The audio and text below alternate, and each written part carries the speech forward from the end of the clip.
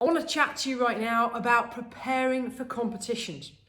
How do you go about selecting the right competitions for you and making sure that you are making progress over a period of time? Now, the reason I want to share this with you is because over the years I've had my own frustrations with how a competition program or competition calendar is arranged, and to give you some idea of things to look out for to make sure that you continue to improve in the right way over a long period of time. Now, depending on the level that you're competing at will determine which competitions you're eligible for.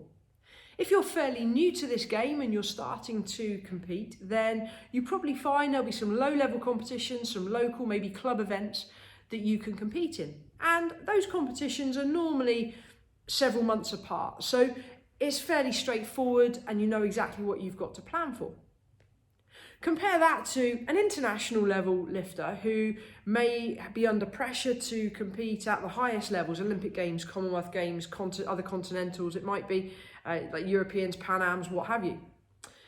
Those lifters, not only would they have to compete at the international competitions, they're probably going to have to do qualifying events before that, and then lower level events to qualify for the qualification events.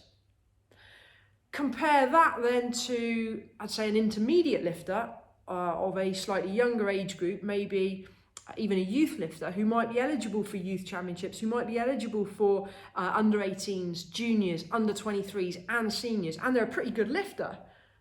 Therefore, they've got to prepare for a whole load of different competitions. Now, a younger lifter, and when I say younger, I'm talking probably junior rank, so under the age of around 20, those kind of lifters you would expect them to be able to recover far quicker than a more mature athlete. And therefore, those lifters can probably compete more frequently throughout the year, anywhere from 8, 10, even 12 competitions. A more mature athlete would have to be very, very selective over which competitions they want to train for, because factoring in recovery is going to be vital. Not only that, factoring in sufficient periods of time where proper physiological adaptation can take place using a periodized programming approach. All of that takes time. You don't suddenly get those small gains by rushing and just going month to month with competitions. You have to put a lot of time and planning in to making those little gains at top end. So my recommendation to you is to take a look at the competition calendar for the year. Hopefully that's available. I know in the UK we have an ongoing battle every single year. We're getting to October, November, December, and there's still no competition calendar for the next calendar year. And we're having trouble planning. So right now we're coming into, this is recorded at the start of the year. I haven't really got much clue what is on the competition calendar because it hasn't been released. That makes it very difficult for athletes and coaches to plan for. So ideally, get hold of that competition calendar for the year. Identify where you want to be able to perform at your best. They are normally the bigger competitions. And then look at what other competitions are available. But try to avoid going from one competition straight into another just a few weeks later. That kind of approach is what we see way too commonly, particularly with younger athletes, when there's that pressure to compete in all of the age group competitions, in all of the opens, in all the club competitions, the nationals, even internationals. And I was in that position myself as a youngster, and many of those that I've coached up to now have also been in that position where there is just no time between competitions for proper training, to follow a good cycle of programming. Now, what is a good cycle of programming? Again, that comes down to the type of lifter we're looking at, how conditioned they are, at what rate they're improving. I would say a younger lifter would probably be able to peak on, say, a monthly basis, 4 to 6 weeks. But for a more experienced lifter or somebody who's been training for a few years, you're probably looking between 8 and 12, 16 weeks really at a max. I try to avoid doing super long programs because there's a long time in that programming phase to be maintaining performance.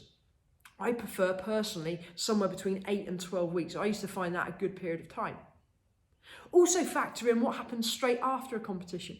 You're probably going to need a week of downtime, not off. I'm talking a week of active recovery where you go to the gym but you'd back off the intensity. You've just done that in the competition. You don't need to be pushing heavy the week after.